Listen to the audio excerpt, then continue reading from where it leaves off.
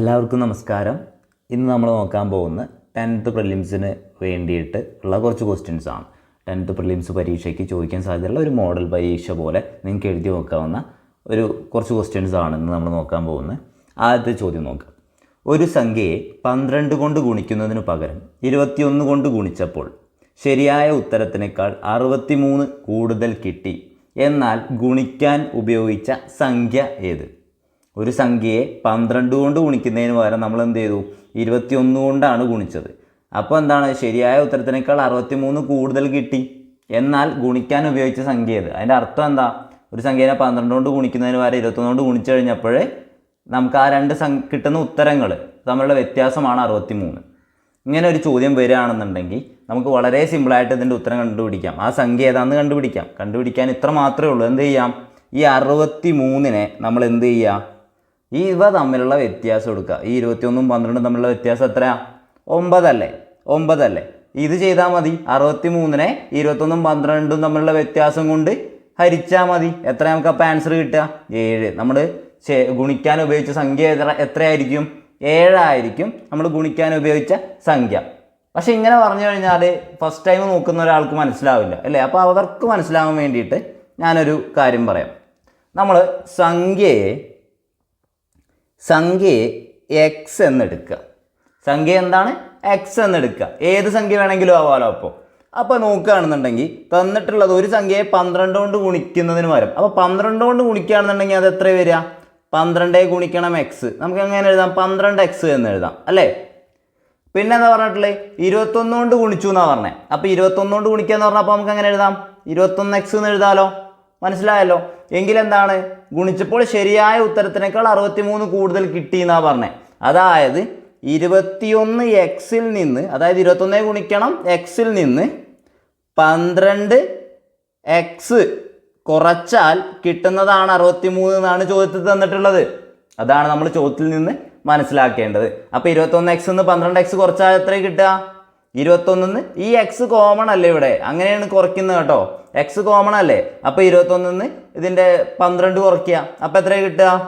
9x എന്ന് കിട്ടും. 9x എത്ര? 63. അത് തന്നെയാണ് നമ്മൾ നേരത്തെ പറഞ്ഞത്. അപ്പോൾ നമുക്ക് വേണ്ടത് എക്സ് എന്ന് പറഞ്ഞു കഴിഞ്ഞാൽ 9x എന്ന് പറഞ്ഞാൽ 9 ഗുണിക്കണം എക്സ് ആണ്. അപ്പോൾ നമ്മൾ എക്സ് നോക്കുകയാണെന്നുണ്ടെങ്കിൽ എന്ത് ചെയ്യാം? 63. ഇവിടെ 9 ഗുണിക്കണം എക്സാ. സമത്തിൻ്റെ അപ്പുറത്തോട്ട് പോകുമ്പോൾ എന്താവും? ഹരിക്കണം 9 എന്നായി മാറും. 63 ഹരിക്കണം 9. എത്ര നമ്മുടെ എക്സിൻ്റെ വാല്യൂ? 7 ആണ് നമ്മുടെ എക്സിൻ്റെ വാല്യൂ. ഇങ്ങനെയാണ് ഇത് കണ്ടുപിടിക്കുന്നത്. ഓക്കെ, പെട്ടെന്ന് ഇത് ഇങ്ങനത്തെ ചോദ്യങ്ങൾ വരികയാണെന്നുണ്ടെങ്കിൽ എങ്ങനെ ചെയ്താൽ മതി? ഈ 63 കൂടുതൽ, ഈ വ്യത്യാസം എന്നാണ്. അതായത് ഈ ചോദ്യത്തിൻ്റെ അർത്ഥം എന്ന് പറഞ്ഞാൽ ഒരു സംഖ്യ കൊണ്ട് ഗുണിച്ചപ്പോൾ, അതായത് ഒരു സംഖ്യ കൊണ്ട് ഗുണിച്ചപ്പോൾ നമുക്ക് ഒരു സംഖ്യ കിട്ടും. അതുപോലെ മറ്റൊരു സംഖ്യേനെ ഗുണിച്ചപ്പോൾ വേറൊരു സംഖ്യ കിട്ടും. അവ തമ്മിലുള്ള വ്യത്യാസമാണ് തന്നതെന്ന് വെച്ചാൽ നമ്മൾ എന്ത് ചെയ്താൽ മതി? ഇത് നമുക്ക് ഗുണിക്കേണ്ട 2 സംഖ്യകളില്ലേ, അതിൻ്റെ വ്യത്യാസം എടുത്തിട്ട് ആ സംഖ്യേനെ ഹരിച്ചാൽ മതി കേട്ടോ. അങ്ങനെ ചെയ്താൽ മതി. പക്ഷേ ഈ കാര്യം ഒന്ന് മനസ്സിലാക്കി വെക്കുന്ന എപ്പോഴും നന്നായിരിക്കും. എങ്കിലേ നമുക്ക് എന്ത് ചെയ്യാൻ പറ്റുള്ളൂ? മറ്റുള്ള രീതിയിലുള്ള ചോദ്യങ്ങൾ വരുമ്പോഴും അവിടെ അപ്ലൈ ചെയ്യാൻ പറ്റുള്ളൂ. എങ്കിൽ അടുത്ത ചോദ്യം നോക്കാം. അടുത്ത ചോദ്യം നോക്കൂ. തുടർച്ചയായ 3 ഒറ്റ സംഖ്യകളുടെ തുക 279 ആയാൽ അതിൽ ചെറിയ സംഖ്യ ഏത്? തുടർച്ചയായ 3 ഒറ്റ സംഖ്യകളുടെ തുക 279 ആയാൽ അതിൽ ചെറിയ സംഖ്യ ഏത്? ചെയ്യാൻ വളരെ സിമ്പിളാണിത്. അതായത് 3 ഒറ്റ സംഖ്യകളാണ് ഉള്ളത്. അതിൽ ചെറിയ സംഖ്യ ഏതാണെന്നാണ് നമ്മളോട് ചോദിച്ചിട്ടുള്ളത്. നമുക്ക് തന്നിട്ടുള്ളത് തുക 279 ആണെന്നാണ്. നിങ്ങൾക്ക് അറിയുന്ന ഒരു കാര്യമുണ്ട്. എന്താണ്? ശരാശരി എന്ന് പറഞ്ഞാൽ തുക ബൈ എണ്ണമാണ്. ശരാശരി എന്ന് പറഞ്ഞാൽ തുക ബൈ എണ്ണമാണ്. അങ്ങനെയാണെന്നുണ്ടെങ്കിൽ ഈ 3 ഒറ്റ സംഖ്യകളുടെ, ഈ തുടർച്ചയായ 3 ഒറ്റ സംഖ്യകളുടെ ശരാശരി എത്രയായിരിക്കും? തുകയായ 279 ബൈ എണ്ണ എത്രയാ? 3 എണ്ണം അല്ലേ? അപ്പോൾ 3. ഇത് ചെയ്താൽ നമുക്ക് എത്ര കിട്ടുക? 93 എന്നാ കിട്ടുക. എത്ര കിട്ടുക? 93 എന്നാ കിട്ടുക. അപ്പോൾ ഈ കിട്ടുന്ന 93, അതായത് ഇതിൻ്റെ ശരാശരി എന്ന് പറയുന്നത്, ശ്രദ്ധിച്ചോ, ഒറ്റ സംഖ്യകൾ, ഇരട്ട സംഖ്യകൾ, എണ്ണൽ സംഖ്യകൾ, ഇതൊക്കെ എന്താ ശരിക്കും? ഒരു സമാന്തര ശ്രേണി അല്ലേ? ഇതിൻ്റെയൊക്കെ ഒരു പൊതുവ്യത്യാസം ഇല്ലേ? ഒറ്റ സംഖ്യ ആണെന്നുണ്ടെങ്കിൽ 2 ആണ് പൊതുവ്യത്യാസം, ഇരട്ട സംഖ്യ ആണെങ്കിലും 2 ആണ് പൊതുവ്യത്യാസം. ഇനിയിപ്പോൾ എണ്ണൽ സംഖ്യകളാണെന്നുണ്ടെങ്കിൽ അവിടെ ഒന്നാണ് പൊതുവ്യത്യാസം. അപ്പോൾ എന്താണത്? അതൊരു സമാന്തര ശ്രേണിയാണ്. അങ്ങനെയെങ്കിൽ ഈ ശരാശരി എന്ന് പറയുന്നത് അവയിലെ മധ്യപദം നടുവിലത്തെ ആളായിരിക്കും. നടുവിലത്തെ ആളായിരിക്കും എന്ന് പറഞ്ഞു കഴിഞ്ഞാൽ അപ്പോൾ ഈ 93 ആരാ? ഇതായിരിക്കും 93. നടുക്കത്തെ ആള് 93 കിട്ടി എങ്കിൽ ചെറിയ സംഖ്യ ഏതാ? 2 കുറച്ചാൽ മതി. എത്രയാ? 91. വലിയ സംഖ്യ ഏതാ? 95 അല്ലേ? നമുക്കപ്പോൾ ഉത്തരം എത്ര വേണ്ടത്? ഏറ്റവും ചെറിയ സംഖ്യ 91. ഓപ്ഷൻ ഡി ആണ് കറക്റ്റ് ആൻസർ. ഇവിടെ നോക്ക്, PSC തന്നത് നോക്ക്. ഓപ്ഷൻ എ തന്നത് കണ്ടോ? 93 തന്നത് കണ്ടോ? അതെന്താ? അത് മധ്യപദമാണ്. മനസ്സിലായല്ലോ? അപ്പം ഇങ്ങനത്തെ കേസുകളിൽ തരാണെന്നുണ്ടെങ്കിൽ എന്ത് ചെയ്താൽ മതി? തുടർച്ചയായ ഒറ്റ സംഖ്യകളുടെ തുക അല്ലെങ്കിൽ ഇരട്ട സംഖ്യകളുടെ തുക അല്ലെങ്കിൽ എണ്ണൽ സംഖ്യകളുടെ തുക എന്ന് പറഞ്ഞിട്ട് തരികയാണ്. എന്നിട്ട് അതിൽ ചെറുതേത് വലുത് നിങ്ങൾക്ക് ചോദിച്ചാൽ എന്ത് ചെയ്യാം? ആദ്യം ആ തുകേനെ എന്ത് ചെയ്യാം? അതിൻ്റെ എണ്ണം കൊണ്ട് ഹരിച്ച് ശരാശരി കാണാം. ഈ ശരാശരി എന്തായിരിക്കും? മധ്യപദം ആയിരിക്കും, നടുവിലത്തെ സംഖ്യ ആയിരിക്കും. ഓക്കെ ആണല്ലോ? എങ്കിൽ അടുത്ത ചോദ്യത്തിലേക്ക് പോവാം. അടുത്ത ചോദ്യം നോക്കാം. തന്നിരിക്കുന്ന ഭിന്നസംഖ്യകളെ ആരോഹണ ക്രമത്തിലാക്കുക എന്നാണ് പറഞ്ഞേക്കണേ. തന്നിരിക്കുന്ന ഭിന്നസംഖ്യകളെ ഞാൻ എടുത്തെഴുതാണ്. 3/7, അതുപോലെ 3/5, 3/10, 3/4. ഇതിപ്പോൾ നമുക്ക് ഒരു മെത്തേഡും അറിയില്ല. നമുക്ക് അറിയുന്ന ഒരു പരിപാടി ഉണ്ട്. എന്ത്? സിമ്പിളായിട്ട് ഇത് കണ്ടുപിടിക്കാൻ അറിയുന്ന ഒരു പരിപാടി ഉണ്ട്. എന്ത് പരിപാടിയാണ് നമുക്ക് അറിയുന്നത്? നമുക്കറിയാം ഇങ്ങനെ ഒരു ഭിന്നസംഖ്യകൾ തന്നിട്ട് അതിന് ആരോഹണ ക്രമത്തിൽ എഴുതുക എന്ന് പറഞ്ഞാൽ എന്താ? ചെറുതിൽ നിന്ന് വലുതിലേക്ക് എന്നുള്ള പോലെ എഴുതാനല്ലേ. അപ്പം ചെറുത് ഏതാന്ന് കണ്ടുപിടിക്കണ്ടേ, വലുത് ഏതാന്ന് കണ്ടുപിടിക്കണ്ടേ? എന്ത് ചെയ്താൽ മതി? നമ്മൾ പറഞ്ഞിട്ടുണ്ട് ഇങ്ങനെ തന്നാൽ എന്ത് ചെയ്യും? 10 കൊണ്ടോ 100 കൊണ്ടോ 1000 കൊണ്ടോ ഏതുകൊണ്ടാണ് നമുക്ക് കൺവീനിയൻറ്റ് അതുകൊണ്ട് ഈ സംഖ്യകളെല്ലാം ഗുണിക്കുക. അപ്പോൾ നമ്മൾ ചെയ്യുകയാണെന്നുണ്ടെങ്കിൽ നമ്മളെപ്പോഴും എടുക്കുന്ന 10 ആണ് അല്ലേ. അപ്പോൾ 10 കൊണ്ട് ഗുണിക്കുകയാണെന്നുണ്ടെങ്കിൽ ഇത് 30 ഇത് 30 ഇത് 30 ഇത് 30 എങ്കിൽ 30/7 എത്രയാണ്? 7 4 28 അല്ലേ? 7 4 28 അല്ലേ? അപ്പോൾ 4 പോയിന്റ് എത്ര വരും അല്ലേ? ഇവിടെ നോക്കുകയാണെന്നുണ്ടെങ്കിൽ 6 5 30. അപ്പോൾ 6 നമുക്ക് ഇവിടെ കിട്ടുന്നത്. ഓക്കെ, ഇനി ഇവിടെ 30/10 അവിടെ എത്ര കിട്ടുക? 3 കിട്ടുക. അപ്പോൾ ഇവിടെ 30/4 7 4 28. അപ്പോൾ 7 പോയിന്റ് എത്രയോ ആണ് എന്ത് ഇവിടെ കിട്ടുന്നത്. ഇനി പറയൂ, ഇത് ആരോഹണ ക്രമത്തിൽ എഴുതുകയാണെന്നുണ്ടെങ്കിൽ എങ്ങനെ എഴുതാം? ആദ്യം ആരെഴുതാം? 3/10 എഴുതാം അല്ലേ. ഇനി അടുത്തത് ആരെഴുതാം? ഇത് 3 ആയതുകൊണ്ടാണ് 3/10 എഴുതുന്നത്. ഇനി അടുത്തത് ഏതാ? 4. അടുത്ത വലിയ സംഖ്യ 4. അപ്പം 4 ആകുമ്പോൾ 3/7 എഴുതാം. ഇനി അടുത്ത വലിയ സംഖ്യ ഏതാ? 6 7 ആണുള്ളത്. ഏതാ? ഇതാ. അപ്പോൾ എത്ര എഴുതാം? 3/5 എഴുതാം. അടുത്തത് 3/4 എഴുതിയ മനസ്സിലായല്ലോ. അപ്പോൾ ഇതിങ്ങനെ ചെയ്താൽ മതി, ഇതിങ്ങനെ ചെയ്താൽ മതി. പക്ഷെ നമുക്കിതിലൊരു വേറൊരു കാര്യം കൂടി ഈ ചോദ്യം തന്നിട്ടുണ്ട്. ഓക്കെ, അതെന്താണ് നോക്ക്, ഇവിടെ നോക്കൂ. എന്താണ്? ഇവിടെ എല്ലാ അംശങ്ങളും എന്താണ്? സെയിം ആണ്. എല്ലാം എന്താണ്? 3 തന്നെയാണ്. എല്ലാ അംശങ്ങളും എന്താണ്? 3 തന്നെയാണ്. ഛേദങ്ങൾ മാത്രമേ എന്ത് ചെയ്യുന്നുള്ളൂ? വ്യത്യാസം വരുന്നുള്ളൂ. അപ്പോൾ അങ്ങനത്തെ കേസുകളിൽ നോക്ക്, ഛേദം വലുതാണെങ്കിൽ എന്താണെങ്കിൽ അംശങ്ങൾ സെയിം തുല്യമാണെങ്കിൽ ഛേദം വലുതാണെങ്കിൽ അതായിരിക്കും എന്ത്? ചെറിയ സംഖ്യ. അപ്പോൾ ഇതിൽ ഏറ്റവും വലിയ ഛേദം ഏതാ? 10 അല്ലേ. അപ്പോൾ ഇതായിരിക്കും എന്ത്? ഏറ്റവും ചെറിയ സംഖ്യ. ഇനി അടുത്ത വലിയ ഛേദം ആരതാ? 7 അല്ലേ. അപ്പോൾ അത് രണ്ടാമത്തെ വലിയ ചെറിയ സംഖ്യ. അപ്പോൾ ഇനി അടുത്ത നോക്ക്, അടുത്ത ഏതാ വരിക? അങ്ങനെ നോക്കുകയാണെന്നുണ്ടെങ്കിൽ വലിയ ഛേദം ആരതാ? അല്ലേ. അപ്പോൾ ആരെഴുതും അടുത്ത്? 3/5. അടുത്തതാരാ? 3/4. മനസ്സിലായല്ലോ? ഇങ്ങനെ വരുന്ന കേസുകളിൽ ചെയ്യാൻ മനസ്സിലായല്ലോ. എങ്കിൽ അടുത്ത ചോദ്യം നോക്കാം. ചോദ്യം നോക്കുകയാണെന്നുണ്ടെങ്കിൽ 9/1/3 ഹരിക്കണം 8 3/4 തന്നിട്ടുള്ള ചോദ്യം. എന്താണ്? 9/1/3 ഹരിക്കണം 8 3/4 തന്നിട്ടുള്ളത്. ഇത് നേരെ അങ്ങ് ചെയ്യാൻ പറ്റുമോ? ഇത് നേരെ ചെയ്യാൻ പറ്റില്ല. കാരണം ഇത് മിശ്ര ഭിന്നങ്ങളാണ്. 9/1/3 ഒരു മിശ്ര ഭിന്നമാണ്. 8 3/4 ഒരു മിശ്ര ഭിന്നമാണ്. നമ്മൾ അതിനെ ആദ്യം എന്താക്കി മാറ്റണം? അതിന് നമ്മൾ ആദ്യം വിഷമ ഭിന്നത്തിലേക്ക്, സാധാരണ ഭിന്നസംഖ്യാ രൂപത്തിലേക്ക് മാറ്റണം. a/b എന്നുള്ള രൂപത്തിലേക്ക് മാത്രമായിട്ട് മാറ്റണം. അങ്ങനെ ആക്കുന്നത് എങ്ങനെയാണ്? ദേ ഈ 3നെ 9 കൊണ്ട് ഗുണിക്കുക. എത്ര കിട്ടുക? 3 9 27. എന്നിട്ട് എന്ത് ചെയ്യുക? ഈ 1 അതിനോട് കൂട്ടുക. 27 1 28 ഛേദം അതുപോലെ എഴുതുക. ഏതാ ഛേദം? 3. മനസ്സിലായല്ലോ? എന്താ പറഞ്ഞ മനസ്സിലായില്ലേ? എന്ത് ചെയ്യുന്നു? ആദ്യം ഈ 3നെ 9 കൊണ്ട് ഗുണിക്കുക. എത്രയാ? 27. എന്നിട്ട് പ്ലസ് എന്ത് ചെയ്യണം? ഇതേ മേലെ കിടക്കുന്ന അംശം പ്ലസ് 1 ഡിവൈഡഡ് ബൈ ഛേദം ഏതാ? 3 അല്ലേ? അത് അതുപോലെ എഴുതുക. അപ്പം അത് എത്രയാണ്? 28/3 ഹരിക്കണം.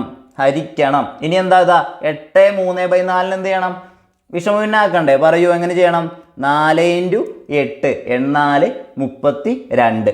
32ഉം എന്ത് ചെയ്യണം? 32നോട് ഈ 3 കൂട്ടണം അല്ലേ? 32 കൂട്ടണം 3 എത്ര കിട്ടുക? 35 ഡിവൈഡഡ് ബൈ 4. ഓക്കെ ആണല്ലോ? എങ്കിൽ ഇനി എന്ത് ചെയ്യണം? ഭിന്നസംഖ്യ കൊണ്ട് ഹരിക്കുക എന്ന് പറഞ്ഞാൽ എന്താണ്? ഒരു സംഖ്യ കൊണ്ട് ഹരിക്കുക എന്ന് പറഞ്ഞാൽ എന്താണ്? തിരിച്ചിട്ട് ഗുണിക്കണം അല്ലേ? 28/3 ഗുണിക്കണം. ഇനി തിരിച്ചിടണം. ആരെ തിരിച്ചിടണം? ഈ 35/4 തിരിച്ചിടുക എന്ന് പറഞ്ഞാൽ 4/35 അതിൻ്റെ വിൽക്രമം കൊണ്ട് ഗുണിക്കുക. പറഞ്ഞ മനസ്സിലായല്ലോ? ഒരു ഭിന്നസംഖ്യ അല്ലെങ്കിൽ ഒരു സംഖ്യയെ ഹരിക്കുക എന്ന് പറഞ്ഞാൽ എന്താ അതിൻ്റെ അർത്ഥം? 28/3 എന്ത് ചെയ്യണം? ഗുണിക്കണം. തിരിച്ചിട്ട് ഗുണിക്കണം. ആരെ? ഈ 35/4 തിരിച്ചിട്ടു. അപ്പം 4/35. ഇനി ഇതിലെന്ത് കോമൺ ആയിട്ടുള്ള വെട്ടിക്കളയാലോ? 7 4 28. ഇവിടെ നോക്കുകയാണെങ്കിൽ 7 5 35. ഇനി ചെയ്യാനുണ്ടോ? ഇല്ല. അപ്പം 4 × 4 16. താഴെ 3 × 5 15. ഓപ്ഷനിലേക്ക് നോക്കിക്കഴിഞ്ഞപ്പോൾ ഒക്കെ മിശ്രഭിന്നത്തിലാണ് ഓപ്ഷൻസ് തന്നിട്ടുള്ളത്. അപ്പോൾ നമ്മൾ ഇതിന് എന്ത് ചെയ്യണം? മിശ്രഭിന്നത്തിലേക്ക് കൺവേർട്ട് ചെയ്യണം. അതിനെന്ത് ചെയ്യണം? ഈ 16നെ 15 കൊണ്ട് ഹരിക്കുക. ഹരിച്ചാൽ 1 കിട്ടി. ഇവിടെ എന്താ? 15. ശിഷ്ടം എത്ര കിട്ടും? 1. അപ്പം നമുക്കറിയാം എഴുതേണ്ട എന്താണ്? ഹരണഫലം ആദ്യം എഴുതുക, പൂർണ്ണസംഖ്യയായിട്ട് എഴുതുക. ഇനി അംശം എന്തായിരിക്കും? നമുക്ക് കിട്ടുന്ന ശിഷ്ടമായിരിക്കും. ഛേദം നമ്മൾ ഹരിച്ചത് ഏതുകൊണ്ടാ? 15 കൊണ്ട്. അതായിരിക്കും 1/15. ഓപ്ഷൻ സി ആയിരിക്കും കറക്റ്റ് ആൻസർ. ഓക്കെ ആണല്ലോ? എങ്കിൽ അടുത്ത ചോദ്യത്തിലേക്ക് പോവാം. അടുത്ത ചോദ്യം നോക്കൂ. 2.22 + 222 + 2.2 - 0.002. നമുക്കിതൊന്ന് ചെയ്തു നോക്കാം അല്ലേ? ആദ്യം നമുക്ക് കൂട്ടാനുള്ളതൊക്കെ ഒന്ന് കൂട്ടി നോക്കാം.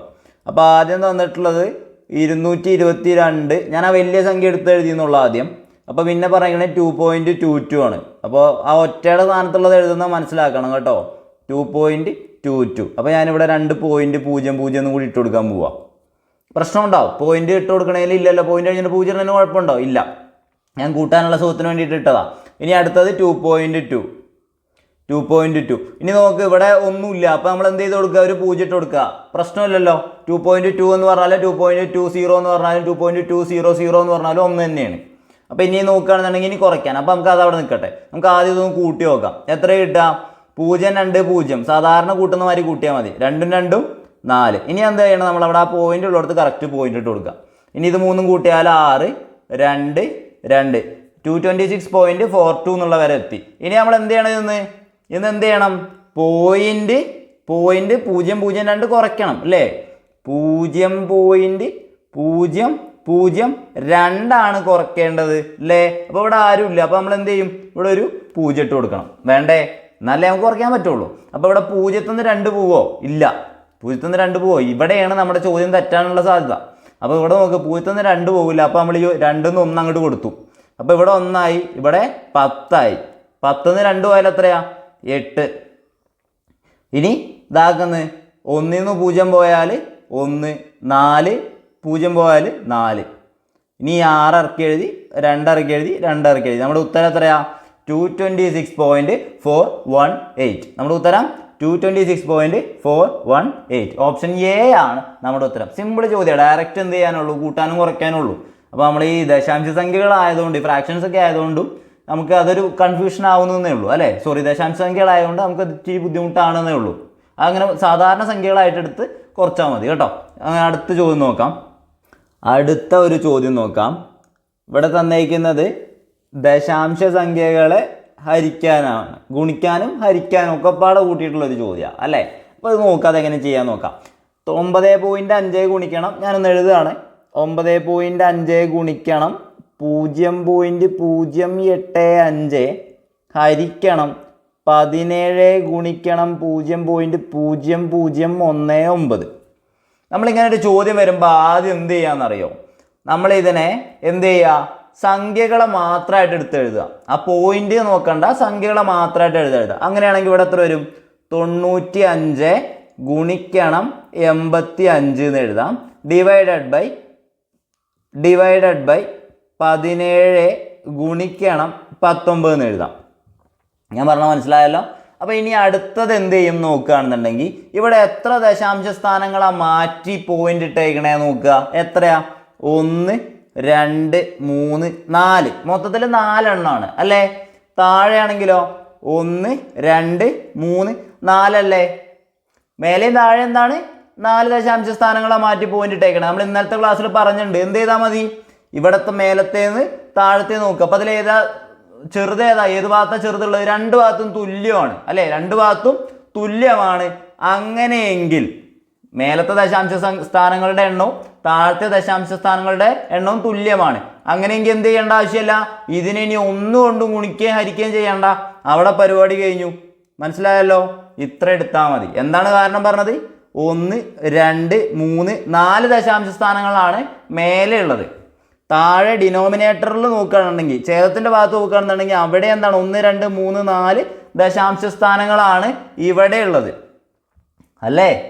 അങ്ങനെയെങ്കിൽ മേലെയും താഴെയും തുല്യ ദശാംശ സ്ഥാനങ്ങളാണ് എങ്കിൽ നമ്മൾ എന്ത് എഴുതിയാൽ മതി?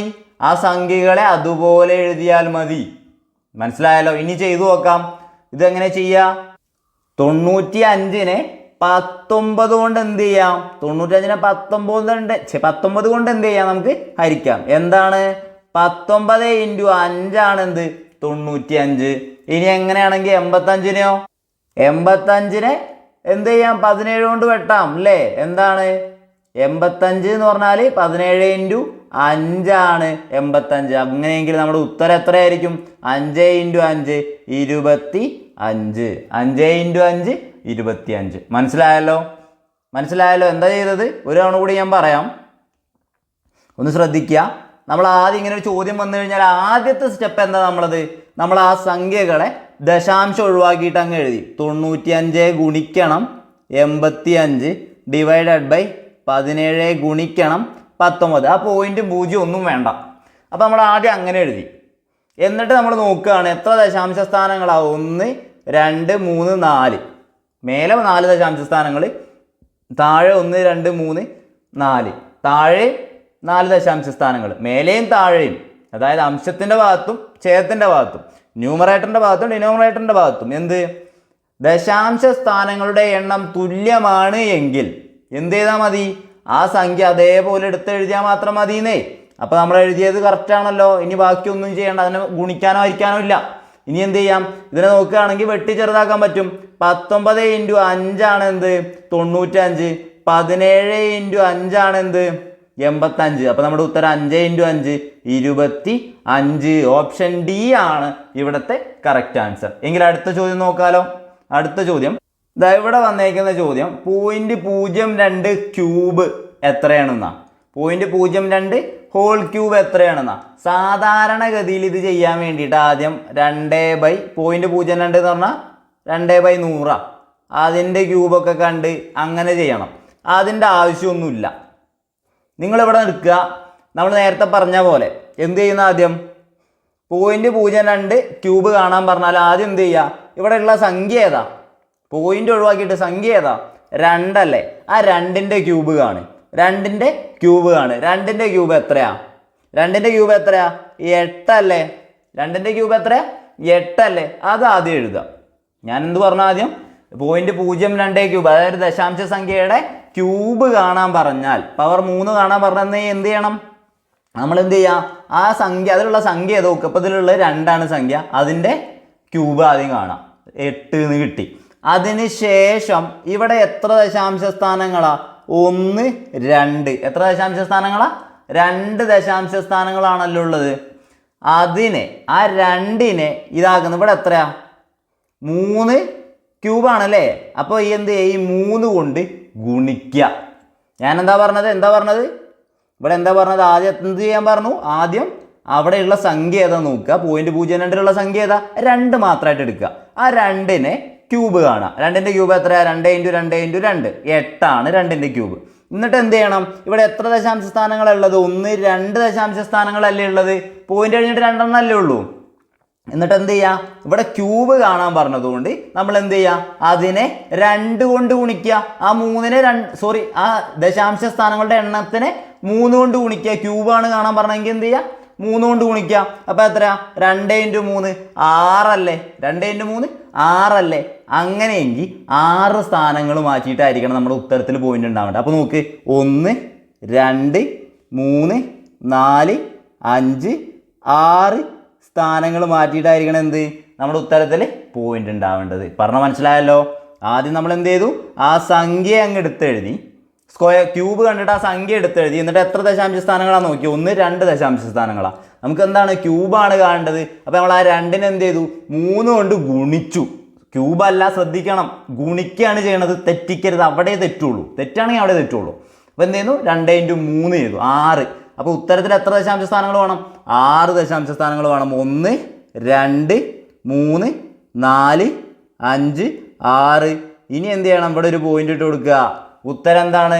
0.0008 അല്ലേ? അപ്പോൾ 1 2 3 4 5 0 1 8 ഇതാക്കുന്നത് 1 2 3 4 5 0 1 8. അപ്പോൾ നമ്മുടെ ഉത്തരം ഓപ്ഷൻ സി ആണ് കറക്റ്റ് ആയിട്ടുള്ള ആൻസർ എന്ന് പറയുന്നത്. മനസ്സിലായല്ലോ? ഇനി ഇതേ ചോദ്യത്തിൽ 0.2 ഹോൾ ക്യൂബ് എന്നായിരുന്നെങ്കിൽ എങ്ങനെ എഴുതിയാനേ? നിങ്ങൾ പറ. 2ന്റെ ക്യൂബ് എത്ര? 8. അതാദ്യം എഴുതി.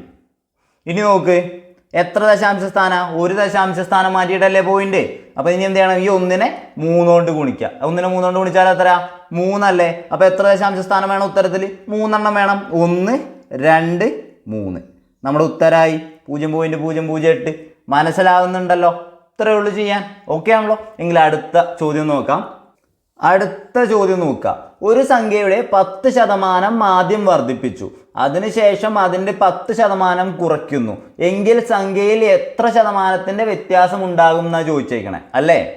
ഒരു സംഖ്യയുടെ 10% ആദ്യം വർദ്ധിപ്പിച്ചു, അതിനുശേഷം 10% തന്നെ കുറയ്ക്കണേ അല്ലേ? അപ്പോൾ ഇത് ചെയ്യാൻ വേണ്ടിയിട്ട് 2 രീതിയിൽ നമുക്ക് ചെയ്യാം. ഒരു രീതി എന്ന് പറയുന്നത് നമ്മൾ ആദ്യം ആ സംഖ്യയെ 100 കണക്കാക്കുക. എന്നിട്ട് അതിൻ്റെ 10% വർദ്ധിപ്പിക്കും എന്ന് പറഞ്ഞു കഴിഞ്ഞാൽ അത് എത്രയാവും? 110 ആവും അല്ലേ? ഇനി എന്ത് ചെയ്യുന്നു? അതിനുശേഷം അതിൻ്റെ 10% കുറയ്ക്കുന്നു എന്ന് പറഞ്ഞാൽ 110ൻ്റെ 10% കുറയ്ക്കുന്നു എന്ന് പറഞ്ഞു കഴിഞ്ഞാൽ ആ സംഖ്യ എത്രയാവും? 99 ആവും. 110ൻ്റെ 10% കുറച്ചെഴുതിയാൽ പോരെ? 110ൻ്റെ 10% എന്ന് പറഞ്ഞാൽ 11ആണ്. 110ൽ നിന്ന് 11 കുറച്ചാൽ 99. അപ്പോൾ എന്താണ്? എങ്കിൽ ആ സംഖ്യയിൽ എത്ര ശതമാനം വ്യത്യാസം ഉണ്ടാവും എന്ന് ചോദിച്ചു കഴിഞ്ഞാൽ ആദ്യം അത് 100 ആയിരുന്നു, ഇപ്പോൾ അത് 99. അപ്പോൾ 1% എന്താണ്? കുറയാണ് ചെയ്തത് അല്ലേ? 1% കുറയാണ് ചെയ്തത്. ഈ രീതിയിൽ നമുക്ക് ചെയ്യാം.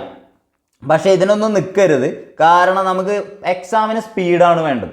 അപ്പോൾ അതിന് വേണ്ടിയിട്ട് ഒരു ചെറിയ ഇക്വേഷൻ ഉണ്ട് പഠിക്കാൻ. ഓക്കെ, ഒരു സംഖ്യയുടെ എന്താണ് തുല്യ ശതമാനം ആദ്യം വർദ്ധിപ്പിക്കുക, അതിനുശേഷം ആ ശതമാനം തന്നെ എന്താണ് കുറയ്ക്കുകയും ചെയ്യുകയാണെന്നുണ്ടെങ്കിൽ ഒരു സംഖ്യയുടെ തുല്യ ശതമാനം വർദ്ധിപ്പിക്കുകയും ശേഷം അതേ ശതമാനം കുറയ്ക്കുകയും ചെയ്താൽ, ഒരു സംഖ്യയുടെ 1% വർദ്ധിപ്പിക്കുകയും അതേ ശതമാനം തന്നെ കുറയ്ക്കുകയും ചെയ്താൽ എന്ത് ചെയ്യുന്നറിയോ? അതിൻ്റെ ഉത്തരത്തിലുണ്ടാകുന്ന വ്യത്യാസം എന്ന് പറയുന്നത് എല്ലാ കേസുകളിലും ആ നമ്മൾ ശതമാനമാണ് വർദ്ധിപ്പിക്കുന്നതെന്ന് വിചാരിക്കുക.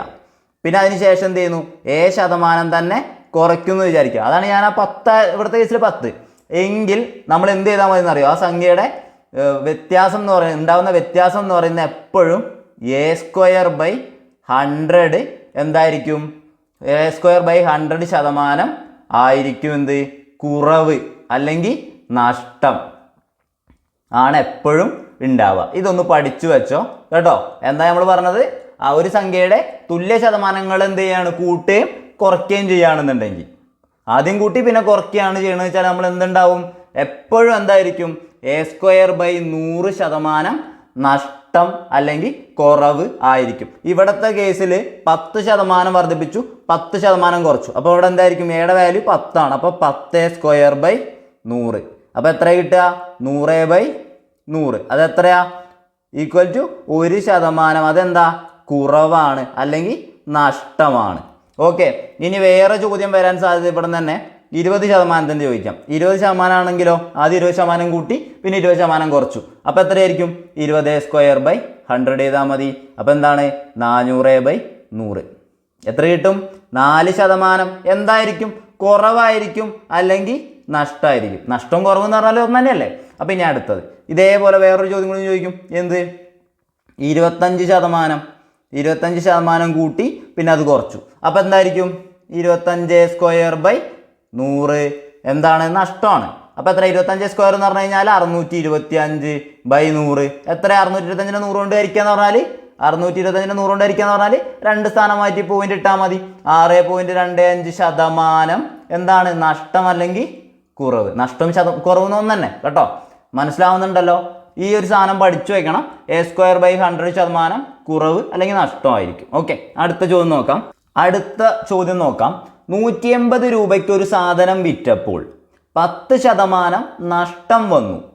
10% ലാഭം കിട്ടണമെങ്കിൽ ആ സാധനം എത്ര രൂപയ്ക്ക് വിൽക്കണം? അപ്പോൾ നോക്കുകയാണെന്നുണ്ടെങ്കിൽ 180 രൂപയ്ക്ക് ഒരു സാധനം വിറ്റപ്പോൾ 10% നഷ്ടം വന്നു. അതായത് 10% നഷ്ടത്തിലാണ് സാധനം വിറ്റത് അല്ലേ? അതെത്രയാ? 180 രൂപയാണ്. പറഞ്ഞത് എന്താണ്? 10% നഷ്ടത്തിലാണ് സാധനം വിറ്റത്. അതെത്രയാ? 180 രൂപ. 10% നഷ്ടം എന്ന് പറഞ്ഞാൽ 10% നഷ്ടം എന്ന് പറഞ്ഞാൽ നമ്മൾ എപ്പോഴും എടുക്കുക വാങ്ങിയ വില എന്തായിട്ട് എപ്പോഴും എടുക്കുക? നമ്മൾ പറയാറുണ്ട് വാങ്ങിയ വില എന്തായിട്ട് എടുക്കണം? എപ്പോഴും 100% എടുക്കണം. വാങ്ങിയ വിലയെ 100% എടുക്കണം നമ്മൾ പറയാറുണ്ട്. അപ്പോൾ ഇവിടെ തന്നേക്കുന്നത് 10% നഷ്ടത്തിലാണ് വിറ്റത്. അത് എത്രയായിരിക്കും? അപ്പോൾ 100ന്ന് 10 കുറച്ചത്. നഷ്ടം എന്ന് പറഞ്ഞാൽ കുറയ്ക്കുകയാണ് ചെയ്യണത്. അപ്പോൾ എന്ത് ചെയ്യുന്നു? 100ന്ന് 10 കുറച്ചാൽ എത്ര? 90%. അതാണ് എന്ത്? 180 രൂപ എന്ന് പറയുന്നത്. ചോദ്യത്തിൽ നിന്ന് മനസ്സിലാക്കാൻ ഇത്രയേ ഉള്ളൂ. അതായത് ഒരു സാധനം 10% നഷ്ടത്തിന് വിറ്റപ്പോൾ അതെത്ര? 180 റുപ്യ എന്നാണ് പറയുന്നത്. 10% നഷ്ടം എന്ന് പറഞ്ഞാൽ എന്താണത്? 100ന്ന് 10% കുറയ്ക്കുന്നത്. അതെത്രയാ? 90%. അതായത് ചോദ്യത്തിൽ തന്നിട്ടുള്ള എന്താണ്? 90% എന്ന് പറയുന്നത് 180 ആണെന്നാണ് ചോദ്യത്തിൽ തന്നിട്ടുള്ളത്. ഇനി അടുത്ത ഭാഗം നോക്ക്.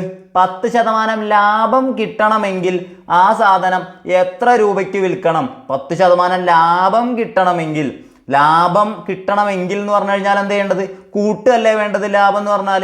അപ്പം 100ൻ്റെ കൂടെ എന്ത് ചെയ്യുക? ആ 10 കൂട്ടുക. 110% നമ്മൾ എന്ത് ചെയ്യേണ്ടത്? കണ്ടുപിടിക്കേണ്ടത്. നമുക്ക് കിട്ടേണ്ടത് ആരെയാണ്? 110% എത്രയാണ് എന്നാണ്. ഇത്ര എത്തിക്കഴിഞ്ഞാൽ നിങ്ങൾക്ക് അറിയാം. നമ്മൾ ഫോളോ ചെയ്യുന്നവരാണെങ്കിൽ നിങ്ങൾക്ക് അറിയാം. എന്താ ചെയ്യാറ്? നമ്മൾ ക്രോസ് മൾട്ടിപ്ലൈ ചെയ്യണം. 110 × 180 അല്ലേ? 110 × 180 കഴിഞ്ഞോ? ഇല്ല. ഇവനെ കിട്ടണമെന്നുണ്ടെങ്കിൽ എന്ത് ചെയ്യണം? Divided by 90. ഓക്കെ അല്ലേ? ഈ 0 പോയി. 18/9 2. ഉത്തരം എത്രയായിരിക്കും? 2 × 110 എത്രയാണ്? 220. നമ്മുടെ ഉത്തരം 220 എന്ന് നമുക്ക് കിട്ടും. എവിടെ? ഓപ്ഷൻ സി ആണ് കറക്റ്റ് ആൻസർ. ഓപ്ഷൻ സി ആണ് കറക്റ്റ് ആൻസർ. ഓക്കെ ആണല്ലോ? എങ്കിൽ അടുത്ത ചോദ്യം നോക്കാം. അടുത്ത ചോദ്യം നോക്കൂ. 5:8 = x:24 ആയാൽ എക്സിൻ്റെ വില എത്ര എന്നാണ് ചോദിച്ചേക്കണേ. ഇത്തരത്തിലുള്ള ചോദ്യങ്ങൾ നമ്മൾ ചെയ്തിട്ടുള്ളതാ. അനുപാതം എന്നുള്ള ഭാഗത്തുനിന്നാ ഇത്തരത്തിലുള്ള ചോദ്യങ്ങൾ നമ്മൾ ചെയ്തിട്ടുള്ള. എന്താ ചെയ്യുക? പുറത്തുള്ള 2 ഗുണിക്കുന്നു, അകത്തുള്ള 2 ഗുണിക്കുന്നു. എന്താ പറഞ്ഞത്? പുറത്തുള്ള 2 ഗുണിക്കുന്നു, അതുപോലെ തന്നെ അകത്തുള്ള 2 ഗുണിക്കുന്നു. പുറത്തുള്ള 2 ഗുണിച്ചാൽ എന്താ? 5 × 24 എന്ന് പറയുന്നത് എന്തിന് തുല്യമാണ്? 8 × x തുല്യമാണ്. അതാണ് കാര്യം. അനുപാതത്തിനാണെങ്കിൽ അതാണ് കാര്യം. പറഞ്ഞാൽ മനസ്സിലായല്ലോ? എവിടെ ഗുണിക്കുന്നത്? പുറത്തുള്ള 2 ഗുണിക്കുന്നത്, അകത്തുള്ള 2 ഗുണിക്കുന്നത്. ഓക്കെ. 5 × 24 = 8 × x. ഇനി വേണമെന്നുണ്ടെങ്കിൽ നിങ്ങൾക്ക് 5 × 24 ചെയ്തിട്ട് 120 എന്ന് എഴുതാം. എന്നിട്ട് 8 × x എന്ന് എഴുതിയിട്ട് ചെയ്യാം. അല്ലെങ്കിൽ ഇവിടെ നിന്ന് തന്നെ എന്ത് ചെയ്യാം? എക്സ് സമം 5 × 24. അത് അവിടെ ലെഫ്റ്റ് ഹാൻഡ് സൈഡിലുണ്ട്. അത് നമ്മളിപ്പോൾ റൈറ്റ് ഹാൻഡ് സൈഡിലേക്ക് തിരിച്ചെഴുതിയെന്നേ ഉള്ളൂ. അപ്പോൾ ഇനി എന്ത് ചെയ്യണം? ഇത് കഴിഞ്ഞിട്ട് എന്ത് ചെയ്യണം? ഈ 8 ഇപ്പുറത്തോട്ട് വരണ്ടേ? ഇവിടെ ഗുണിക്കണം 8 അത് സമത്തിൻ്റെ അപ്പുറത്തോട്ട് പോകുമ്പോൾ എന്താവും? ഹരിക്കണം 8 മാറുന്നു. ഇനി എന്ത് ചെയ്യാം? 24 8 വെട്ടിക്കൂടെ? എത്ര കൊണ്ട് വെട്ടാം? 8 8 3 8 24. ബാലൻസ് എത്ര? 5 × 3. നമ്മുടെ എക്സ് എത്രയാണപ്പോൾ? 3 5 15 ആയിരിക്കും നമ്മുടെ ഉത്തരം. ഇതിലാകെ ശ്രദ്ധിക്കാനുള്ള കാര്യം എന്താണ്? ദേ എങ്ങനെയാണ് ഗുണിക്കേണ്ടതെന്നുള്ളതാ. A/B = C/D ആണെങ്കിൽ നമ്മൾ എന്ത് ചെയ്താൽ മതി? പുറത്തുള്ളതിനെ ഗുണിക്കുക, അകത്തുള്ളതിനെ ഗുണിക്കുക. അപ്പോൾ എന്താണ്? A/D = B × C ആണ്. അത്രയാണ് ഇതെന്ന് മനസ്സിലാക്കാനുള്ളത്. ഓക്കെ, എങ്കിൽ അടുത്ത ചോദ്യം നോക്കാം. ഒരു കാർ 15 km/h വേഗത്തിൽ 3 മിനിറ്റ് സഞ്ചരിക്കുന്നു എങ്കിൽ കാർ എത്ര ദൂരം സഞ്ചരിച്ചു? ചോദ്യം വളരെ സിമ്പിൾ ചോദ്യമാണ് കാണുമ്പോൾ, അല്ലേ? നമുക്ക് ചെയ്തു നോക്കാം എങ്ങനെ ചെയ്യാമെന്ന്. നമുക്ക് ആദ്യം എന്തറിയണം? ദൂരമാണ് കാണാൻ പറഞ്ഞത്. ദൂരത്തിൻ്റെ ഇക്വേഷൻ അറിയണം. നമുക്ക് അറിയാം, നമ്മളിങ്ങനെ വരച്ച് പഠിച്ചിട്ടുണ്ട് ഇക്വേഷൻ കാണാൻ, അല്ലേ? അല്ലാതെ നിങ്ങളിപ്പോൾ പഠിച്ചിട്ടുണ്ടാവും. DST. അപ്പോൾ ഇതിൽ D ആണ് എന്ത്? ഡിസ്റ്റൻസ് അല്ലെങ്കിൽ ദൂരം, അതാണ് കാണേണ്ടത്. അപ്പോൾ നമ്മൾ എന്ത് ചെയ്താൽ മതി? എസ് സ്പീഡ് ഗുണിക്കണം ടൈം, അതാണ് കാണേണ്ടത്, അല്ലേ? അപ്പോൾ നമ്മുടെ ഇക്വേഷൻ എന്തായി? ദൂരം സമം എന്താണ്? സ്പീഡ്, അതായത് വേഗത ഗുണിക്കണം ടി എന്താ? സമയം. ഇതാണ് നമ്മുടെ ഇക്വേഷൻ എന്ന് പറയുന്നത്. അപ്പോൾ നമ്മളിവിടെ വേഗത എത്ര തന്നിട്ടുണ്ട്? എന്താ? 15 km/h തന്നേക്കണേ. ഓക്കെ, ഇനി നമ്മൾ നോക്കുകയാണെന്നുണ്ടെങ്കിൽ ഈ 15 km/h എന്താക്കാൻ വേണമെങ്കിൽ ഓപ്ഷൻ നോക്കുകയാണെന്നുണ്ടെങ്കിൽ ഓക്കെ, അങ്ങനെ ചെയ്യേണ്ട. നമുക്ക് 15 km/h എടുത്തിട്ട് തന്നെ ചെയ്യാം കേട്ടോ. എന്നിട്ട് ആദ്യം km/h ഉത്തരം കണ്ടതിന് ശേഷം അതിനെ m/s കൺവേർട്ട് ചെയ്യാം. കാരണം ഇത് മീറ്ററിലാണല്ലോ ഒക്കെ തന്നിട്ടുള്ളത്. അപ്പോൾ നമുക്ക് അങ്ങനെ ചെയ്ത് നോക്കാം. അപ്പോൾ ഒരു കാറ് 15 km/h വേഗത്തിൽ 3 മിനിറ്റ് സഞ്ചരിക്കുന്നു. അപ്പോൾ നമ്മൾ 15 ആണ് നമ്മുടെ വേഗത എന്ന് പറയുന്നത്. ഗുണിക്കണം എന്താണ് വേണ്ടത്? 3 മിനിറ്റ് സഞ്ചരിക്കുന്നു എന്നാ പറഞ്ഞേ. നമ്മളിവിടെ വേഗത എന്തിനാ തന്നിട്ടുള്ളത്? km/h വേഗത തന്നിട്ടുള്ളത്. അപ്പം നമ്മുടെ സമയം എന്ത് തന്നെ വേണം? മണിക്കൂർ. അവറിൽ വേണ്ടേ? മണിക്കൂറിൽ വേണ്ടേ? അപ്പം നമ്മൾ ഈ 3 മിനിറ്റിനെ മണിക്കൂറിലേക്ക് മാറ്റണം. 3 മിനിറ്റിനെ മണിക്കൂറിലേക്ക് മാറ്റുക എങ്ങനെയാ? ആലോചിച്ചിട്ട് പറയൂ. 3 മിനിറ്റിനെ മണിക്കൂറിലേക്ക് മാറ്റാൻ എന്ത് ചെയ്താൽ മതി? അതിനെ 60 കൊണ്ട് ഹരിച്ചാൽ മതിയാകും. മിനിറ്റിനെ മണിക്കൂറിലേക്ക് മാറ്റാൻ എന്ത് ചെയ്താൽ മതി? അതിനെ 60 കൊണ്ട് ഹരിച്ചാൽ മതിയാകും. മനസ്സിലായല്ലോ? ഇപ്പോൾ ഓർത്തു വെച്ചോ, മിനിറ്റാലാണ് തന്നതെങ്കിൽ അതിനെ മണിക്കൂറിലേക്ക് മാറ്റാൻ എന്ത് ചെയ്താൽ മതി? അതിനെ 60 കൊണ്ട് ഹരിക്കുക. കാരണം എന്താ? 60 മിനിറ്റാണ് ഒരു മണിക്കൂർ. മനസ്സിലാവുന്നുണ്ടോ? ഓക്കെ, അപ്പോൾ ഇതിന് എന്ത് ചെയ്യാം? ഇതൊന്ന് വെട്ടിച്ചെറുതാക്കാം, അല്ലേ? വെട്ടിച്ചെറുതാക്കുകയാണെന്നുണ്ടെങ്കിൽ ഇതേ ഈ 15നെയും 60നെയും വെട്ടാലോ? എത്ര കിട്ടുക? 4 എന്ന് കിട്ടി. ഇവിടെ 1, അതായത് 15, ഒരു 15 15 4 15 60. അപ്പോൾ നമുക്ക് ഉത്തരം എന്ത് കിട്ടി? 3/4 കിലോമീറ്റർ എന്നാണ് കിട്ടിയത്. അതാണ് പോയിന്റ്. 3/4 കിലോമീറ്റർ എന്നാണ് കിട്ടിയേക്കണത് ഉത്തരം. ഓപ്ഷൻ നോക്കി ഞാൻ ഒക്കെ മീറ്ററിലാണ് തന്നിട്ടുള്ളത്. ഓപ്ഷൻ നോക്കിയപ്പോൾ ഒക്കെ മീറ്ററിലാണ് തന്നിട്ടുള്ളത്. ഇനി പറയൂ, കിലോമീറ്ററിനെ മീറ്റർ ആക്കാൻ ഞാൻ എന്ത് ചെയ്യണം? ഇവിടെ എനിക്ക് കിട്ടിയേക്കുന്നത് 3/4 കിലോമീറ്റർ എന്നാണ്. അതിനെ ഞാൻ മീറ്ററിലേക്ക് മാറ്റാൻ എന്ത് ചെയ്യണം? നിങ്ങൾ എനിക്ക് പറഞ്ഞാൽ എന്ത് ചെയ്താൽ മതി? കിലോമീറ്ററിനെ 1000 കൊണ്ട് ഗുണിച്ചാൽ മതിയാകും. 1000 കൊണ്ട് ഗുണിച്ചാൽ മതിയാകും. കാരണം 1000 മീറ്റർ ആണെന്ത്? 1 കിലോമീറ്റർ അല്ലേ? 1000 മീറ്റർ ആണ് 1 കിലോമീറ്റർ. അപ്പം നമ്മൾ എന്ത് ചെയ്താൽ മതി? കിലോമീറ്ററിനെ മീറ്റർ ആക്കാൻ എന്ത് ചെയ്താൽ മതി? 1000 കൊണ്ട് ഗുണിച്ചാൽ മതി. അപ്പം നോക്കുകയാണെന്നുണ്ടെങ്കിൽ ഇവിടെ 3/4. ഇതൊന്നും ചെയ്യണ്ട, നിങ്ങൾക്ക് കിട്ടും അല്ലാതെ തന്നെ. എന്നാലും ഞാൻ പറയാം, 3/4 × 1000 ചെയ്താൽ പോരെ. അപ്പോൾ ഇവിടെ കിലോമീറ്ററിനെ മീറ്റർ ആക്കാൻ 3/4 × 1000. ഇനി എന്ത് ചെയ്യാം? വെട്ടാം അല്ലേ? എന്ത് ചെയ്യാം? 1000 4 വെട്ടിയാൽ എത്രയാ? 250. 4 × 250 അല്ലേ 1000. അപ്പം ഇനി എന്ത് കിട്ടി? 3 × 250 എന്ന് കിട്ടി. 750 മീറ്റർ ആണ് നമ്മുടെ ഉത്തരമായിട്ട് വരുന്നത്. ഏതാ ഉത്തരം? Option D 750 metre. മനസ്സിലായല്ലോ? എങ്കിൽ അടുത്ത ചോദ്യം നോക്കാം. എ ഒരു ജോലി 6 ദിവസം കൊണ്ടും ബി അത് 3 ദിവസം കൊണ്ടും ചെയ്തു തീർക്കുമെങ്കിൽ രണ്ടുപേരും കൂടി ആ ജോലി എത്ര ദിവസം കൊണ്ട് ചെയ്തു തീർക്കും? ഇതിനൊരു ഇക്വേഷൻ ഉണ്ട്. അല്ല എങ്കിൽ LCM മെത്തേഡ് വെച്ചിട്ടും നമുക്കിത് ചെയ്യാം. ആദ്യം ഞാൻ എന്ത് ചെയ്യാം? ഇക്വേഷൻ വെച്ചിട്ടുള്ളത് പറഞ്ഞുതരാം. ഓക്കെ, അപ്പം ഇങ്ങനെ 2 പേര് ജോലി ചെയ്യുന്നുണ്ട്. അങ്ങനെയാണെങ്കിൽ അവർ ഒരാൾ ഇത്ര ദിവസം കൊണ്ട് ചെയ്യും, ഒരാൾ ഇത്ര ദിവസം കൊണ്ടും ചെയ്യും. എങ്കിൽ രണ്ടുപേരും കൂടി ഒരുമിച്ച് ചെയ്താൽ എത്ര ദിവസം കൊണ്ട് ആ ജോലി തീർക്കുമെന്നാണ് ചോദ്യമെങ്കിൽ ഒരു ഇക്വേഷൻ ഉണ്ട്. എന്ത്? AB divided by A plus B. ഇത്രയേ ഉള്ളൂ ആ ഇക്വേഷൻ. എന്താണ്? AB divided by A plus B. അപ്പോൾ ഇവിടെ നോക്കുകയാണെന്നുണ്ടെങ്കിൽ A എത്ര ദിവസം കൊണ്ടാണ് ജോലി തീർക്കുന്നത്? 6 ദിവസം കൊണ്ടല്ലേ. അപ്പോൾ നമ്മൾ Aക്ക് പകരം എന്ത് എഴുതും? 6 എന്ന് എഴുതും. ഗുണിക്കണം B എത്ര ദിവസം കൊണ്ടാ? 3 ദിവസം കൊണ്ടാ. അപ്പോൾ Bക്ക് പകരം എന്ത് എഴുതി? 3 എന്ന് എഴുതി. Divided by A plus B.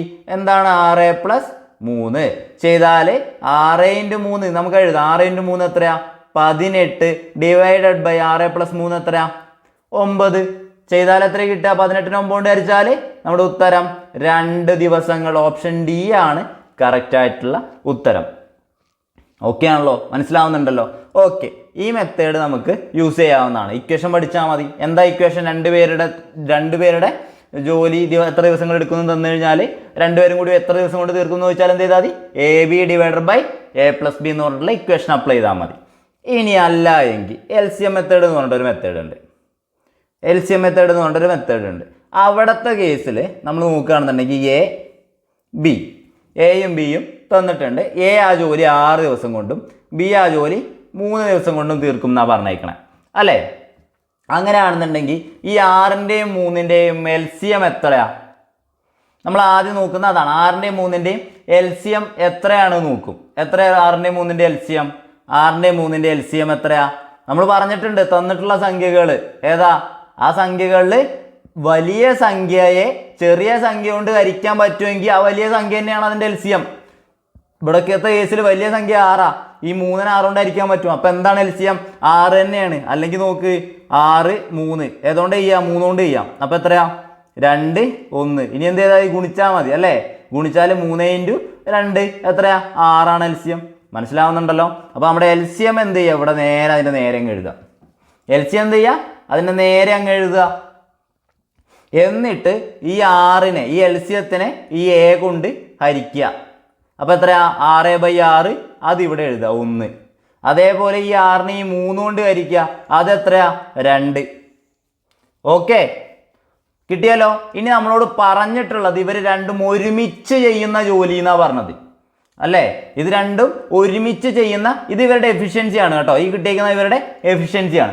അപ്പോൾ ഇവർ രണ്ടുപേരും ഒരുമിച്ച് ചെയ്യുന്ന ജോലി എന്നാണ് പറഞ്ഞേക്കണേ. അപ്പോൾ എന്ത് ചെയ്യാമെന്നറിയോ? ഇത് രണ്ടും കൂടിയും കൂട്ടുക. രണ്ടുപേരും കൂടി ചെയ്യുന്നതല്ലേ? അപ്പോൾ കൂട്ടുക. അപ്പോൾ 1 2 3 അതിനെ LCM കൊണ്ട് ഹരിച്ചാൽ മതി. LCMത്തിനെ ആ കിട്ടിയ സംഖ്യ കൊണ്ട് ഹരിച്ചാൽ മതി. ടോട്ടൽ എഫിഷ്യൻസി അതാണ് 3. 6/3 2 എന്ന് നമുക്ക് കിട്ടും. നിങ്ങളിത് വിചാരിക്കും ഇത് ടഫാണല്ലോ എന്ന്. പക്ഷേ ഇനി നമ്മൾ വർക്ക് ആൻഡ് ടൈമിൻ്റെ മറ്റുള്ള ചോദ്യങ്ങൾ ചെയ്യുമ്പോഴാണ് ഇത് ഇത്ര ഈസി മെത്തേഡാണല്ലോ നമുക്ക് മനസ്സിലാക്കാൻ പറ്റുക. ഓക്കെ ആണല്ലോ? അപ്പോൾ നിങ്ങൾ ആദ്യത്തെ ഇക്വേഷൻ മറക്കണ്ട. ഇത് ബുദ്ധിമുട്ടായിട്ട് ചിന്തിക്കുന്ന ആൾക്കാർ ആദ്യത്തെ ഇക്വേഷൻ മറക്കണ്ട. എന്തായിരുന്നു equation? AB divided by A plus B. Okay ആണല്ലോ? ഇനി ഇക്വേഷൻ പഠിക്കാൻ ബുദ്ധിമുട്ടുള്ള ആളുകൾ ഈ മെത്തേഡ് പഠിച്ചോ.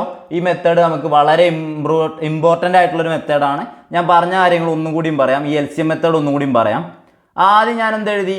A 6 ദിവസം കൊണ്ടും B 3 ദിവസം കൊണ്ടുമാണെന്ന് പറഞ്ഞു. അപ്പോൾ ഇനി നേരെ എന്തെഴുതി? ഞാൻ ഇവരുടെ LCM അങ്ങ് എഴുതി. LCM എത്രയാണ്? 6 3 ആണെങ്കിൽ LCM 6 ആണ്. അത് ഞാൻ അങ്ങ് എഴുതി. ഓക്കെ ആണല്ലോ? ഇനി എന്ത് ചെയ്യുന്നു? LCM 6 ആണ്. ഈ 6നെ ഈ LCMത്തിനെ എന്ത് ചെയ്യുന്നു?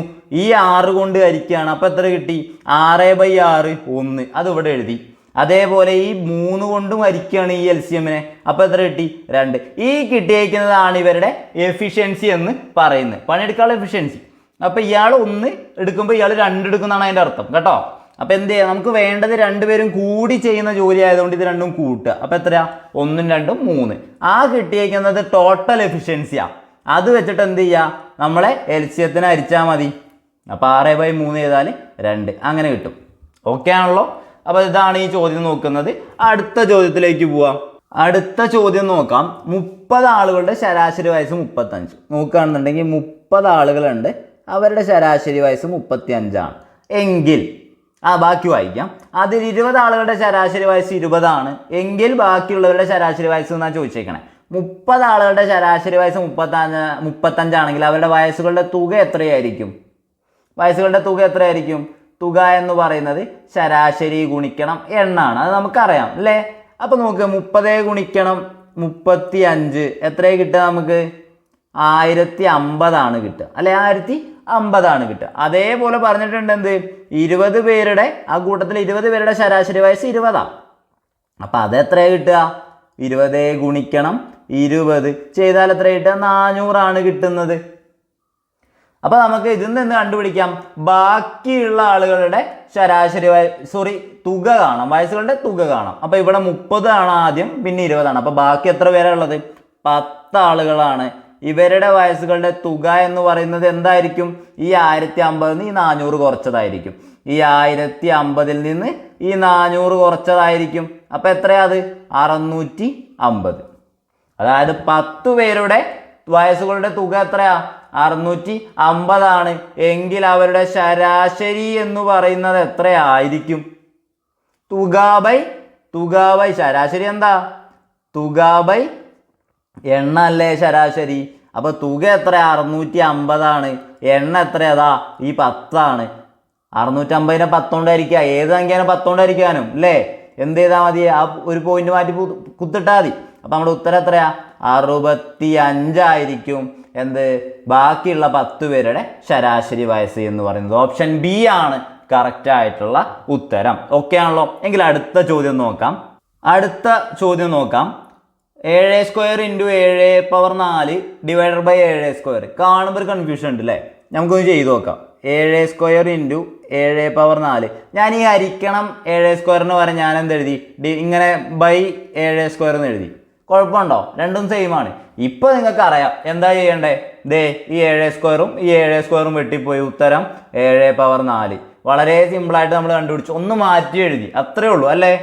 ഞാൻ എന്താ ചെയ്തത്? ഈ ചോദ്യം 7² × 7⁴ ഡിവൈഡഡ് ബൈ 7². അതിന് പകരം ഞാൻ എന്താ എഴുതി? ഡിവൈഡഡ് ബൈ എന്നുള്ളത് ഇങ്ങനെ എഴുതി, 7² എന്ന് എഴുതി. അപ്പോൾ നിങ്ങൾക്ക് മനസ്സിലായി എന്ത്? ഇത് വെട്ടാൻ പറ്റും. ഈ 7² ഈ 7² വെട്ടാൻ പറ്റും. നമ്മുടെ ഉത്തരം 1 × 7⁴. അതായത് 7⁴ തന്നെയാണ് നമ്മുടെ ഉത്തരം. ഓപ്ഷൻ എ ആണ് കറക്റ്റ് ആൻസർ. ഒന്ന് തിരിച്ചെഴുതിയപ്പോഴേക്കും, ഒന്ന് എഴുതി വെച്ചപ്പോഴേക്കും നമുക്ക് ഉത്തരം കിട്ടി അല്ലേ? അടുത്ത ചോദ്യം നോക്കാം. അടുത്ത ചോദ്യം, താഴെ പറയുന്നവയിൽ ഏതാണ് ഒരു ത്രികോണത്തിൻ്റെ വശങ്ങൾ ആകുന്ന അളവുകൾ? നിങ്ങൾ ശ്രദ്ധിക്കണം. ഒരു ത്രികോണത്തിൻ്റെ വശങ്ങളാവണമെങ്കിൽ, ത്രികോണത്തിന് എത്ര വശമുള്ളത്? 3 വശമാണ് ത്രികോണത്തിനുള്ളത്. അതിൻ്റെ വശമാകണമെങ്കിൽ ഒരു ബേസിക് പ്രിൻസിപ്പിൾ അത് ഫോളോ ചെയ്യണം. കാരണം എന്താണ് ആ സംഭവം എന്ന് വെച്ചാൽ, അതിൻ്റെ ചെറിയ 2 വശങ്ങൾ, പറയുന്നത് ശ്രദ്ധിച്ച് കേൾക്കണം, അതിൻ്റെ ചെറിയ 2 വശങ്ങൾ തമ്മിൽ കൂട്ടിയാൽ കിട്ടുന്ന സംഖ്യ എന്ന് പറയുന്നത് അതിൻ്റെ വലിയ വശത്തേക്കാൾ വലുതായിരിക്കണം. ഇപ്പം ആദ്യത്തെ എക്സാമ്പിൾ നോക്കുകയാണെങ്കിൽ 3, 6, 3. അതിലെ ചെറിയ 2 വശങ്ങൾ ആരൊക്കെയാ? 3, 3. അത് രണ്ടും കൂട്ടിയാൽ എത്രയാണ് കിട്ടുക? 6. ഈ 6 എന്തായിരിക്കണം? ഈ 6നേക്കാൾ വലുതായിരിക്കണം. വലുതാണോ? അല്ല. അപ്പം ഇതെന്ത് പറ്റില്ല? അത് ഒരു ത്രികോണത്തിൻ്റെ വശങ്ങളായിട്ട് വരില്ല. ഒന്ന് ആലോചിച്ച് നോക്ക്. ഇതെന്താണ്? ഒരു 3 മീറ്ററാന്ന് വിചാരിച്ചോ, 6 മീറ്ററാന്ന് വിചാരിച്ചോ, ഇതൊരു 6 മീറ്ററാന്ന് വിചാരിച്ചോ. ഇനി ഇതിലേക്ക് ഒരു 3 മീറ്റർ ഇവിടെ, ഇതിൻ്റെ പകുതിയല്ലേ 3 മീറ്റർ. ഇപ്പം ഞാൻ ഇവിടെ ഒരു ഇത് വയ്ക്കാൻ പോവുക, അത് 3 മീറ്റർ. അത് വെച്ച് കഴിഞ്ഞാൽ ഇവിടെ തന്നെ വരുള്ളൂ, ഇവിടുത്തെ വെച്ച് കഴിഞ്ഞാൽ ഇത് വരുള്ളൂ. അതായത് ഒരു നേർരേഖയിൽ മാത്രമേ നമുക്ക് വരയ്ക്കാൻ പറ്റുള്ളൂ. മനസ്സിലാവുന്നുണ്ടോ? അപ്പോൾ അതൊന്നും നിങ്ങൾ മനസ്സിലാക്കേണ്ട. ഈ കാര്യം മാത്രം ഓർക്കുക. എന്താണ്? ഒരു ത്രികോണത്തിൻ്റെ വശങ്ങളാണോ എന്ന് ചെക്ക് ചെയ്യാൻ എന്ത് ചെയ്താൽ മതി? അതിൻ്റെ ചെറിയ 2 വശങ്ങൾ അങ്ങ് കൂട്ടുക. അതെന്തായിരിക്കണം? വലിയ വശത്തേക്കാൾ വലുതായിരിക്കണം. അപ്പം ഇനി രണ്ടാമത്തെ എക്സാമ്പിൾ നോക്കിക്കഴിഞ്ഞാൽ ചെറിയ 2 വശങ്ങൾ 2ഉം 1ഉം ആണ്. അത് കൂട്ടിയാൽ എത്ര കിട്ടുക? 3. ഇത് 4നേക്കാൾ, അതായത് അത് ഈ 4നേക്കാൾ വലുതാണോ? അല്ല. അപ്പം അതും പറ്റില്ല. ഇനി ഓപ്ഷൻ ഡി ഒന്ന് നോക്കിക്കേ. ചെറിയ 2 വശങ്ങൾ 7ഉം 6ഉം ആണ്. 7ഉം 6ഉം കൂട്ടിയാൽ എത്ര കിട്ടുക? 13 കിട്ടുക. അത് ഈ 15നേക്കാൾ വലുതാണോ? അല്ല. അപ്പം അതും പറ്റില്ല. മനസ്സിലാവുന്നുണ്ടല്ലോ? ഈ കേസ് നോക്കിക്കേ, 5ഉം 8ഉം കൂട്ടിയാൽ 13 കിട്ടുന്നത്. ഇവിടത്തെ വലിയ സംഖ്യ 12. അപ്പോൾ മനസ്സിലാക്കാം എന്ത്? ഇതൊരു ത്രികോണത്തിന്റെ വശങ്ങളാണ് എന്ന് മനസ്സിലാക്കാം. മനസ്സിലായല്ലോ? എങ്കിൽ അടുത്ത ചോദ്യം നോക്കാം. ഈ ചോദ്യം വളരെ സിമ്പിൾ ചോദ്യമാണ്. മിസ്സിംഗ് നമ്പർ ഏതാണെന്ന് ചോദിച്ചേക്കണേ. ഞാനൊന്ന് എടുത്തെഴുതാം. 6, 11, 21, 36, 56. അടുത്തത് ഏതാണെന്നാണ് ചോദിച്ചേക്കുന്നത്. ഈ ചോദ്യത്തിന്റെ ഉത്തരം എന്താണ്? നിങ്ങൾക്ക് അറിയാം, കാണുമ്പോൾ തന്നെ മനസ്സിലായിട്ടുണ്ടാവും അല്ലേ? വ്യത്യാസം നോക്കുകയാണെന്നുണ്ടെങ്കിൽ 6ഉം 11ഉം തമ്മിലുള്ള വ്യത്യാസം 5ആണ്. 11ഉം 21ഉം തമ്മിലുള്ള വ്യത്യാസം 10ആണ്. 21ഉം 36ഉം തമ്മിലുള്ള വ്യത്യാസം 15ആണ്. 36ഉം 56ഉം തമ്മിലുള്ള വ്യത്യാസം 20ആണ്. അടുത്ത എത്രയായിരിക്കും? നോക്ക്, ഇവിടെ 5, 10, 15, 20. 5 കൂടി പോവാ അല്ലേ? അപ്പൊ ഇനി അടുത്ത എത്രയായിരിക്കും? 25 കൂടേണ്ടത്. അപ്പൊ 56ഉം 25ഉം കൂട്ടിയാൽ എത്ര കിട്ടുക? 56, 25 കൂട്ടിയാലേ 81 കിട്ടുക. 81 കിട്ടുക. അപ്പൊ നമ്മൾ ഉത്തരം എന്തായിരിക്കും? 81, 81. ഓപ്ഷൻ ബി ആയിരിക്കും കറക്റ്റ് ആൻസർ. ഓക്കെ അല്ലേ? എങ്കിൽ അടുത്ത ചോദ്യം നോക്കാം. അടുത്ത ചോദ്യം, ഒരു വരിയിൽ ആകെ 30 പേരുണ്ട്. ബേബി വരിയിൽ മുന്നിൽ നിന്ന് 6ാമനാണ് എങ്കിൽ ബേബി വരിയിൽ പിന്നിൽ നിന്ന് എത്രാമനാ? ആകെ ഒരു മൊത്തത്തിൽ വരിയിൽ എത്ര പേരുണ്ട്? ടോട്ടല് 30 പേരുണ്ട് മൊത്തത്തിൽ. അതിലെന്താണ് പറഞ്ഞേക്കണേ? ബേബി വരിയിൽ മുന്നിൽ നിന്ന് 6ാമതാണെന്നാണ് പറഞ്ഞേക്കണേ. അപ്പോൾ പിറകിൽ നിന്ന് ആളെത്രാമതാണെന്നാണ് നമ്മൾ കണ്ടുപിടിക്കേണ്ടത് അല്ലേ? അപ്പോൾ കണ്ടുപിടിക്കാൻ വേണ്ടിയിട്ട് എന്ത് ചെയ്താൽ മതി? ഈ 30 ആകെ എണ്ണം 30ൽ നിന്ന് 6 കുറയ്ക്കുക. 30 - 6. ഇനി എന്ത് ചെയ്യണം? ഇവിടെ എത്തണ്ടേ? +1 ചെയ്യണം. ഇവിടെ മൈനസ് ആണെങ്കിൽ ഇവിടെ പ്ലസ്. നമ്മൾ പറഞ്ഞു മടുത്തതാ. അപ്പൊ 30 6 കുറച്ച് കഴിഞ്ഞാൽ എത്ര കിട്ടുക? 30 6 പോയാൽ 24. 24 1 എത്രയാ? 25 ആയിരിക്കും. ഓപ്ഷൻ എ ആയിരിക്കും നമ്മുടെ കറക്റ്റ് ആൻസർ എന്ന് പറയുന്നത്. അടുത്ത ചോദ്യം നോക്കാം. വ്യാപ്തം ഘനമീറ്റർ, പരപ്പളവ് എന്താണെന്ന് ചോദിച്ചിരിക്കണേ. തുല്യബന്ധങ്ങളാ അല്ലേ? അപ്പൊ വ്യാപ്തം ഘനമീറ്റർ, വ്യാപ്തത്തിന്റെ യൂണിറ്റ് ആണ് എന്ത്? ഘനമീറ്റർ എന്ന് പറയുന്നത് വ്യാപ്തത്തിന്റെ യൂണിറ്റ് ആണിത് അല്ലേ? അങ്ങനെയാണെങ്കിൽ പരപ്പളവ് വിസ്തീർണം അതിന്റെ എന്താണ്? യൂണിറ്റ് എന്താണ്? ചതുരശ്ര മീറ്റർ സ്ക്വയർ അല്ലേ? നമ്മൾ പഠിച്ചിട്ടുള്ളതാണ്. അപ്പൊ അടുത്ത ചോദ്യം നോക്കാം. 125:25 അതേപോലെ 64 എത്രയാണെന്നാ ഇവിടെ നോക്കുകയാണെന്നുണ്ടെങ്കിൽ 120. ഞാൻ ജസ്റ്റ് ഒന്ന് എടുത്തെഴുതാം. 125:25 അതുപോലെ 64 എന്താണെന്നാണ് ചോദിച്ചേക്കണേ. ഈ 125 എന്ന് പറഞ്ഞാൽ എന്താ? 5 ക്യൂബാ. അതേപോലെ 25 എന്ന് പറഞ്ഞാൽ എന്താ? 5 സ്ക്വയറാ. ഇപ്പൊ കിട്ടിയല്ലോ. ഈ 64 എന്ന് പറഞ്ഞാൽ എന്താ? 4 ക്യൂബാണ്. അപ്പൊ ഇനി അടുത്ത എന്തായിരിക്കും? 4ന്റെ സ്ക്വയർ ആയിരിക്കും. അത് എത്രയാ? 16. ഉത്തരം ഓപ്ഷൻ ഡി 16 ആയിരിക്കും. അപ്പൊ ഇത്രയും ചോദ്യങ്ങളാണ് ഇന്നത്തെ ക്ലാസ്സിൽ നമ്മൾ ഡിസ്കസ് ചെയ്യാൻ വേണ്ടി വിചാരിച്ചത്. ഈ ചോദ്യം ഒന്നും ഇത്ര ചെയ്യേണ്ട ആവശ്യമില്ല. പക്ഷെ ഞാൻ അതിന്റെ കോൺസെപ്റ്റ് നിങ്ങൾക്ക് മനസ്സിലാക്കാൻ വേണ്ടിയിട്ടാണ് ഇത്രയും വലിച്ചു നീട്ടി പറഞ്ഞത് കേട്ടോ. അപ്പോൾ ഇത്രയും ചോദ്യങ്ങളാണ് നമ്മൾ ഇന്നത്തെ ക്ലാസ്സിൽ പറയാൻ വേണ്ടി വിചാരിച്ചിരുന്നത്. എല്ലാവർക്കും ക്ലാസ് ഉപകാരപ്രദമായി എന്ന് വിചാരിക്കുന്നു. എല്ലാവർക്കും നന്ദി. നന്നായിട്ട് പഠിക്കുക. താങ്ക്